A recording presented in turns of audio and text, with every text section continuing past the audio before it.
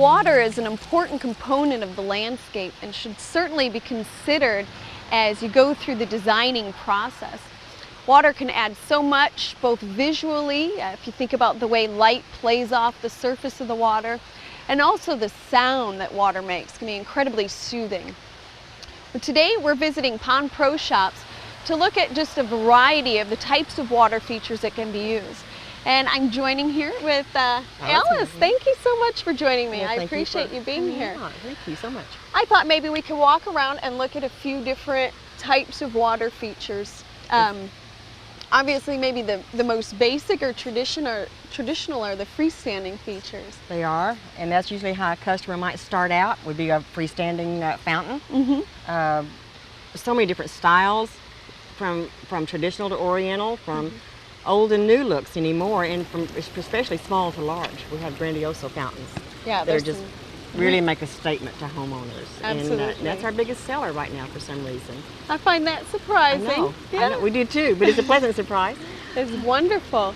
And now when we move from the freestanding, and by that we mean the pumps included in... The water, the whole bowl is its source. That's the source of water right there. Okay, and then maybe the next step would be to go to a unit that has a catch basin underneath. That's right. There's different size chambers. Has that we sell them by kits that will have the pump and everything, and that particular box holds the water. That's the source. And you can put on top of that the bubbling rocks from the smallest here again to the largest. Okay. And the customer picks the rock and we drill it. Yeah, and there's so many different styles of rock as well. Right. Different types of stone, and each of those gives its own look. You're exactly right about that. We really prefer the sandstone because it takes about 10 minutes to drill versus the granite. It takes a long time. Okay, but they all add a different character to the landscape. And you're right. You're exactly right. Now, something that we've seen recently that's really popular are these vases. Aren't they beautiful? Absolutely, absolutely. In fact, we have one at our own garden. Do you really? I'm so proud of you. That's wonderful. And I think one of the wonderful things about these is there's such diversity. Here again is the customer's choice. And what we like to do is do multiples with the pottery. And this has been a big thing, and it's because of many different aspects, from money, something a person can do themselves and afford, and it doesn't take a lot of water. Yeah, you know, absolutely. if we have a drought, we don't have to worry so much because and this can be incorporated into a garden. Okay. That even makes it better. Yeah, and I think, so here again we have a catch basin underneath. We do. Okay. But we exactly do, and that's been there. We change those pots out all the time because usually a customer comes in and wants that one. You know, and we just change it out and go from there. Okay, well, wonderful. Well, thank you, Alice. I'm going to join Evan now and look at some larger water features in the landscape. All right, thank you very much.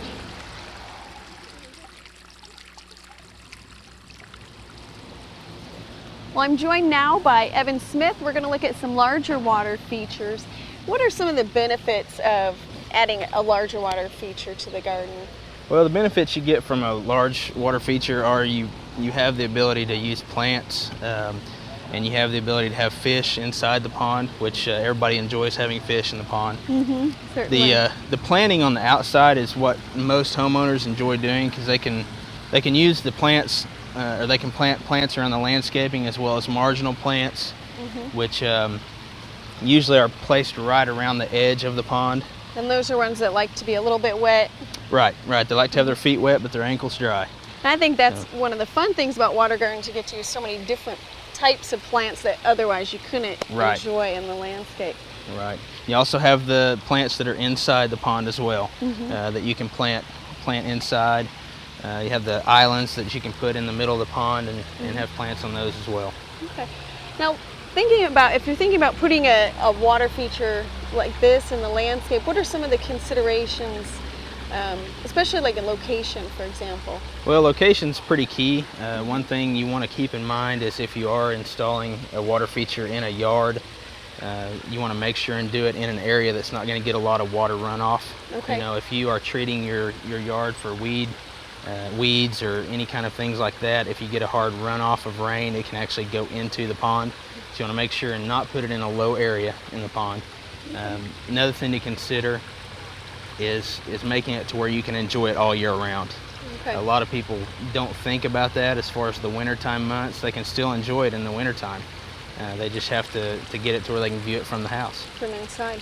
Okay, and maybe some people might think you need to have a slope or something to get falling water, and that's not the case. Not the case. I mean, as far as a natural slope, you can build them up yourself and get a good sounding waterfall. A lot of people think that you have to actually go real high with your water feature in order to get a good sound, but you really don't. I mean, most of these features out here in our area is about 2 foot to 3 foot in height. Okay. And so it seems to work really well. The main thing is if you go up 2 feet, you want to make sure and go out around 8 to 10 feet with your berm, just so it doesn't look like a volcano sticking up in the yard. Okay.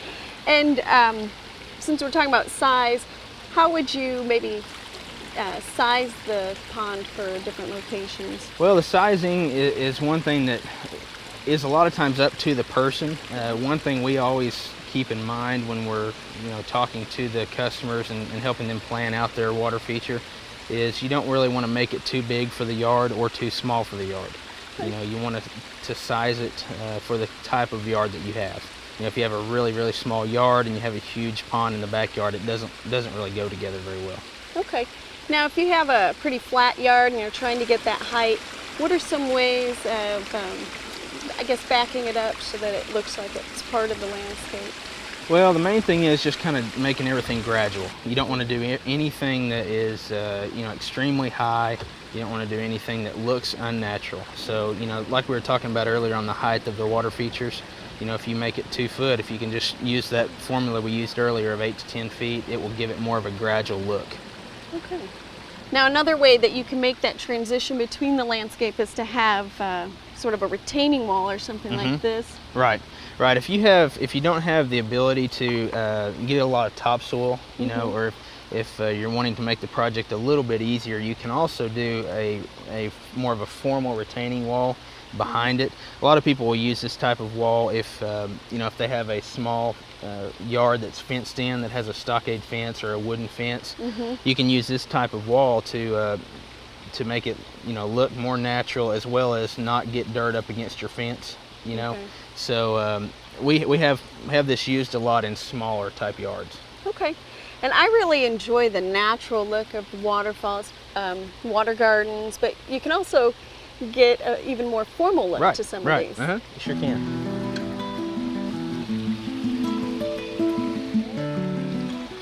Well, there's a couple different more formal looking water features here. And this is one that looks quite a lot like what we just looked at. Yes, these actually are the same type of water features or ponds as far as the filtration, how things work, the fish that you can put in.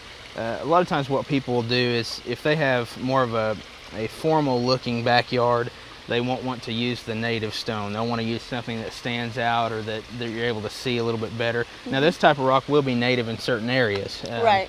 But if it isn't native, or if you're not wanting to use a native rock, you can use something that's different to make it stand out a little bit better. Okay.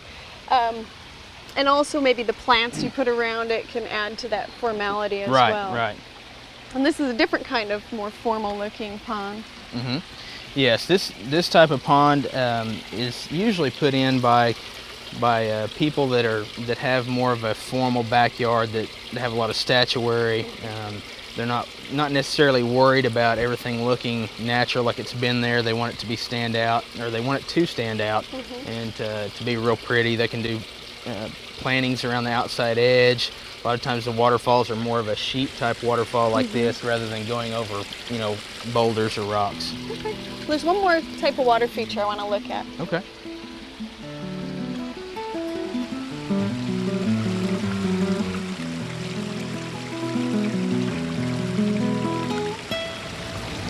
Well, this is a pondless waterfall, so at the end there's not a big pool catching all the water. Right.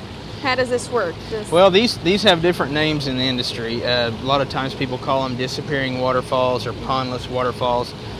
What they actually do is you have a chamber that's down below here in the bottom of the water feature, and it's around 2 foot deep. So you basically got a pond, but it's just not visible. It's just under the ground. There's a chamber in there that your pump sits down inside of, and then rock and gravel are built up around it. So your waterfall comes down and just disappears down into that chamber, and you're not able to see it. Okay. The great things about these is you still get the sound, still get the sound of the waterfall, but you don't have a lot of the maintenance or anything like that, or liability for small children. Okay.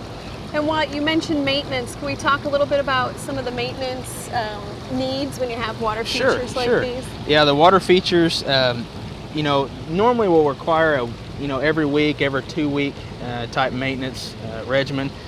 Most of the time, what causes the maintenance is if you have too many fish in the pond. You want about 1 inch of fish for every 10 gallons in the pond. Okay. So ponds themselves are a little bit more maintenance than pondless waterfalls, just because you have the fish in the pond, and also it's just a bigger body of water. So usually once every week or once every 2 weeks, you're going to have to clean the filter pads in the filter and in the skimmer as well. Okay. Is there any special winterizing that goes into?